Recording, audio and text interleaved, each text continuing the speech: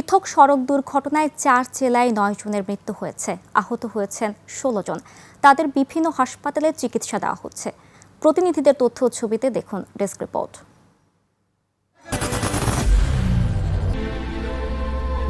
I am Ox. পাবনার সাথিয়ায় যাত্রীবাহী বাসের সাথে ট্রাকের সংঘর্ষে নিহত হয় 3 জন, গুরুতর আহত হয়েছেন 10 জন। সকাল 6টার দিকে ঢাকা পাবনা মহাসড়কের পূর্ব বনগ্রাম এলাকায় এ দুর্ঘটনা ঘটে। এদিকে চট্টগ্রাম কক্সবাজার মহাসড়কের চকরিয়ায় যাত্রীবাহী বাস নিয়ন্ত্রণ হারিয়ে খাদে পড়ে নিহত হয়েছেন 2 জন, আহত হয়েছে 6 জন। পুলিশ ও ফায়ার সার্ভিস এসে হতাহতদের উদ্ধার করে। চুয়াডাঙ্গায় ট্রাক চাপায় নিহত হয়েছেন মোটরসাইকেলের 2 আরোহী।